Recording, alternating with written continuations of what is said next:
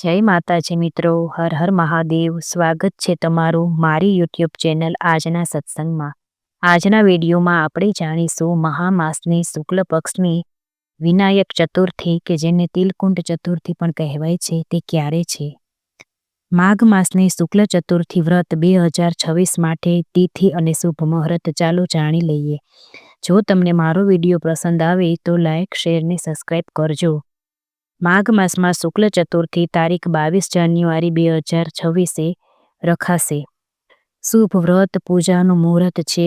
આ દિવસે ધાર્મિક રૂપે સૌથી વધુ લોકપ્રિય વ્રતોમાં ગૌરી ગણેશ ચતુર્થી વ્રત જે શુક્લ ચતુર્થીને અનુરૂપ છે માટે તેનું મુહૂર્ત આપણે જોઈએ તો 11:29 બપોરના લઈએ તો 1:37 સુધીનો સમય મધ્યાહન. આ મુહૂર્ત શુભ ને ઉત્તમ ગણાશે. આ દિવસનું વ્રત ખાસ કરીને ગૌરી ગણેશ અથવા ગણેશજીને સમર્પિત માનવામાં આવે છે અને મનોકામના પૂરી કરવા, વિઘ્નો દૂર કરવા, સમૃદ્ધિ માટે આ સમયે પૂજા કરવી બહુ શુભ મનાય છે. કહેવાય છે કે ગણપતિ બાપ્પાનો જન્મ મધ્યાહન કાળે થયો હતો અને આ ચતુર્થીને ગણપતિ બાપ્પાની જન્મ જયંતી પણ માનવામાં આવે છે.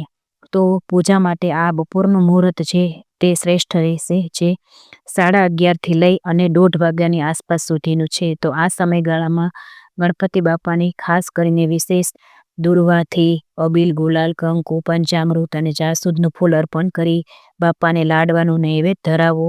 અને લાડવાનું નૈવેદ્ય ના હોય તો ઘી ને ગોળ પણ ચાલે અને બાપાની સેવા પૂજા કરવી જોઈએ. જય માતાજી.